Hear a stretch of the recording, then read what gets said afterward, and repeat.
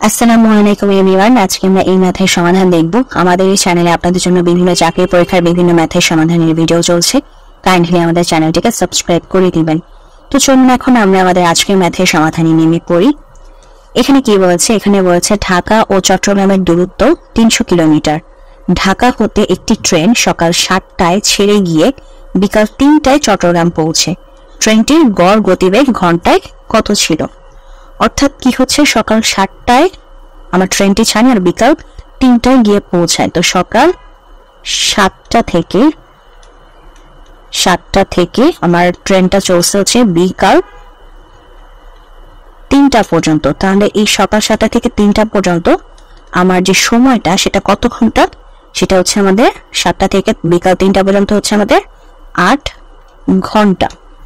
তার মানে আমরা সময়টা পেয়ে গেছি 8 ঘন্টা।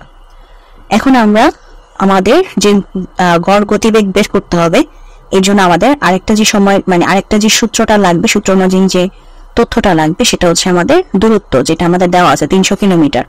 তো সময় আছে, আমাদের দূরত্ব আছে। এখন আমরা ইজিলি গড় গতিবেগ বের করে ফেলতে পারবো। তাহলে আমাদের ট্রেনের গড় গতিবেগ কত হবে? আমাদের ট্রেনের গড় গতিবেগ সমান আমাদের হবে হচ্ছে মোট অতিক্রান্ত দূরত্ব বাই মোট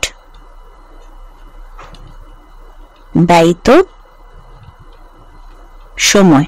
এটা হচ্ছে আমাদের সূত্রটা, মোট অতিক্রান্ত দূরত্ব বাই মোট ব্যয়িত সময়। এটা আমাদের সূত্র। তো মোট অতিক্রান্ত দূরত্ব কত? 300, আর আমাদের সময় লাগছে কত? আমাদের 8 ঘন্টা। তো এটা হচ্ছে আমাদের 300 কিলোমিটার আর এটা হচ্ছে আমাদের 8 ঘন্টা। তো এখন যদি আমরা কাটাকাটি করি তাহলে আমাদের রেজাল্ট আসে হচ্ছে 37.5, আর আমাদের অনুপাত একক আসে হচ্ছে কিলোমিটার পার আওয়ার। তো এটাই হচ্ছে আমাদের ওই ট্রেনের গড় গতিবেগ, আর এটাই হচ্ছে আমাদের আজকের প্রশ্নের সমাধান। তো যদি ভিডিওটি ভালো লাগে অবশ্যই ভিডিওতে লাইক দিবেন, চ্যানেলটিকে সাবস্ক্রাইব করুন। ভালো থাকবেন।